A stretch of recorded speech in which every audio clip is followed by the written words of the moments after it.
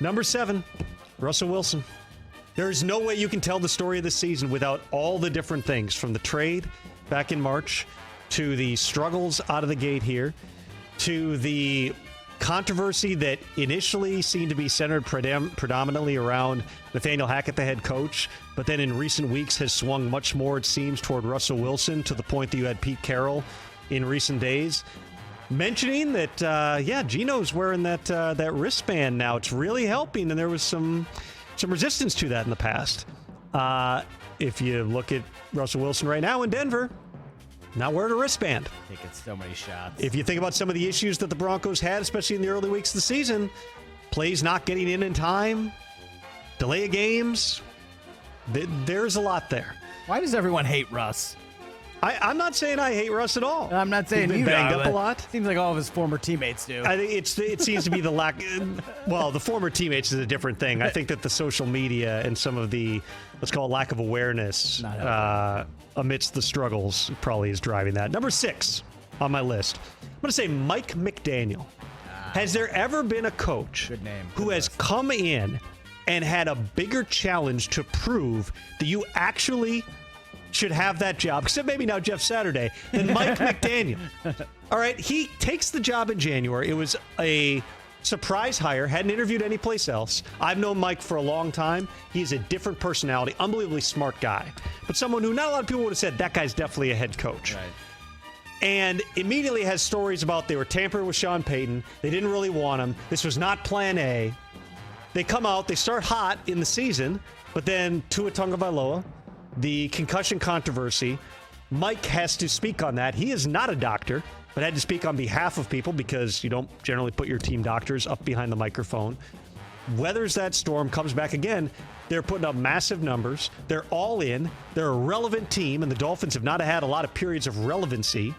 Brian Flores, very good coach, did not make the playoffs during the course of his time in Miami. Mike McDaniel has this team looking like a team you got to contend with. Oh, yeah. Right now, going through the rest of the season. Number 5, Zach Wilson. You take that any direction you want to go. But I would say if there's anyone emblematic of what the Jets are doing right now, it's Wilson.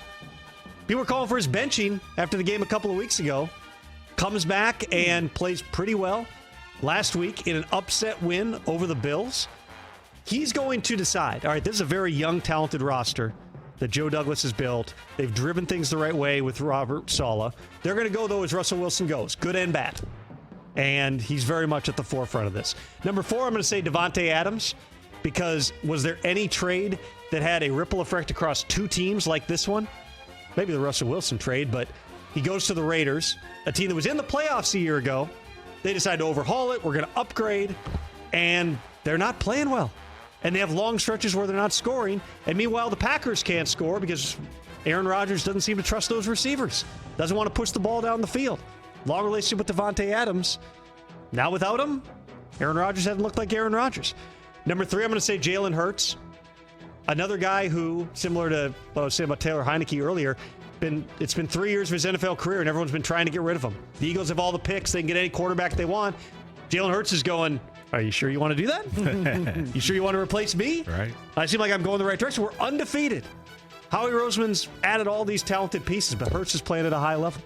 Number 2, Jimmy Garoppolo. Remember like 3 months ago, when it was just, where's Jimmy Garoppolo going to be? Yeah. Not going to be in San Francisco.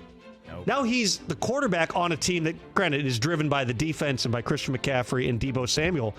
But he once again is in position where he's at the helm of a team that should be competing for a Super Bowl bid.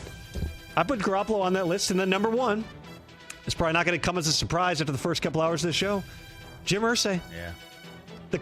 Has anyone ever earned as much goodwill and as much ill will in a 3-week span? Jim Irsay coming out at the league meetings, the fall meetings, and calling the only owner still to this point to say there's merit to remove Dan Snyder. Wildly popular. He's the hero we needed, according to plenty of fans and people around the league.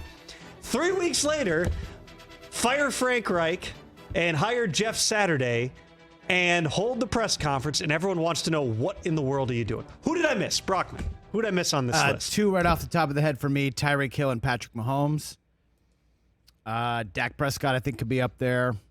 Yeah, I didn't have a Cowboys thing on there. You That- made a that's fair what- case for Mike McCarthy. That was where you erred in your list.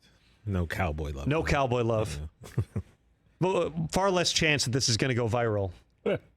True that. You don't mention the Cowboys. It's top 10 reasons the Cowboys rule this season. I mean, I could could do that right now for you. If you Devonte want. Adams is good because it touches on Green Bay and the troubles in Las Vegas, but, Aaron Rodgers could be on there as well. Tom, I'm sorry. Who was number 6? Mike McDaniel. Okay. Mike Dolphins McDaniel. coach, yeah. Well, then- I toyed with Christian Watson for the same reason. The drop pass on the first play of the season First play that of the season. set the table for everything with the Packers. Catch the Rich Eisen Show every single day on the Roku channel, 12 to 3 Eastern, for free.